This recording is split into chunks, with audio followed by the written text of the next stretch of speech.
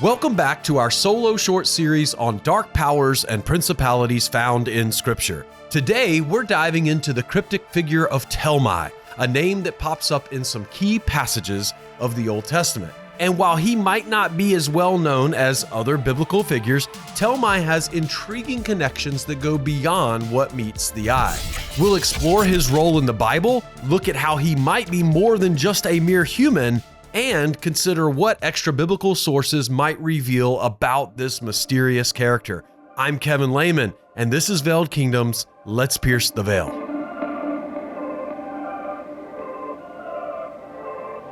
Talmai is first mentioned in Numbers 13:22. Then they went up into the Negev and came to Hebron, where Ahiman, Sheshai, and Talmai, the descendants of Anak, were. Here, Talmai is identified as one of the descendants of Anak, a race of giants known as the Anakim. These giants were infamous in the biblical narrative, particularly for the fear they instilled in the Israelites when they spied out the land of Canaan. The Anakim were seen to be formidable foes, and Talmai was one of their leaders. So moving forward to Joshua 15:14, we see the continuation of Talmai's story. And Caleb drove out from there the three sons of Anak, Sheshai and Ahiman and Talmai, the children of Anak. This verse highlights the courage of Caleb, who, despite the fearsome reputation of the Anakim, drives them out of the land as part of the Israelite conquest of Canaan.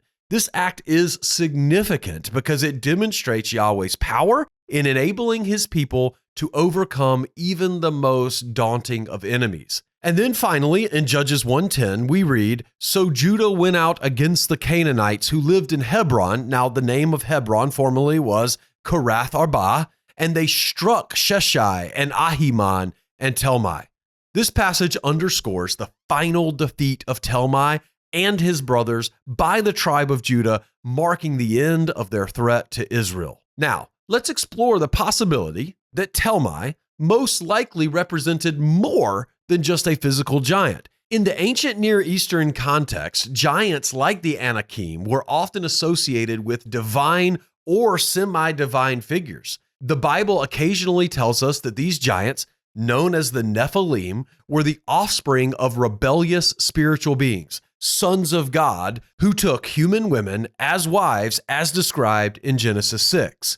Could Talmai and his brothers be more than just human adversaries? Well, from our theological perspective that acknowledges the existence of rebellious spiritual beings, Talmai might be seen as a fallen entity, a physical manifestation of the ongoing spiritual rebellion against Yahweh.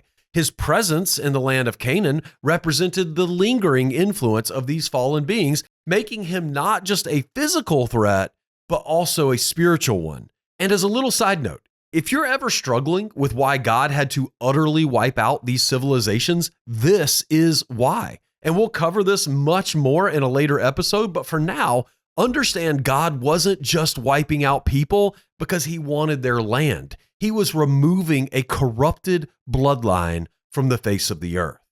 Back to Talmai. And so to further understand his significance, it's helpful to look at some extra biblical sources. In various ancient Near Eastern myths, there are stories of giant kings and warriors who were seen as both human and divine. These figures were often linked to gods or were even considered gods themselves, leading their people in both physical and spiritual battles. So, for example, the Ugaritic texts, which provide insights into the religious beliefs of Israel's neighbors, mention divine warriors who were giant in stature and formidable in battle. And while Talmai himself isn't mentioned in these texts, the cultural context suggests that figures like him were often viewed through a lens that blended the physical and the divine. Moreover, in some Jewish traditions, the Anakim and similar figures are linked to the Nephilim, who were understood to be part of a broader spiritual rebellion. This perspective aligns with the idea that Talmai wasn't just a giant, but could have been seen as a representative of the spiritual forces that opposed Yahweh's plan for his people. So, what does this mean for our understanding of Talmai? From a theological standpoint, Talmai represented more than just a historical figure. Just like many of the beings in this series, he embodied the persistent spiritual rebellion against God. His defeat by Caleb and the tribe of Judah isn't just a physical victory. It's a sign of Yahweh's triumph over the forces of chaos and rebellion. And for more on the broader rebellions, check out the playlist up here in the corner. But this narrative, it fits within the broader biblical theme of spiritual warfare, where physical battles often reflect deeper spiritual conflicts. And this is kind of the basis of what we explore here on Veiled Kingdoms. The defeat of Talmai and the Anakim is part of the larger story of God's people overcoming the forces that stand against them, both seen and unseen. So, in summary, Talmai is a fascinating figure who offers us a glimpse into the intersection of the physical and spiritual realms in the Bible. Whether he was simply a giant or something more, and we believe it was something more, his story serves as a reminder of the ongoing spiritual conflict that underpins much of the biblical narrative. Thanks for joining me on this exploration of Talmai, the fallen god or giant of the Bible. And that's all I've got for today. If you've hung with me this far, I've got to assume this has been helpful to you. Please consider liking the video or dropping a subscribe to the channel if you're new here. We have a ton of content for you to hang out and watch. Thank you so much for listening, and God bless.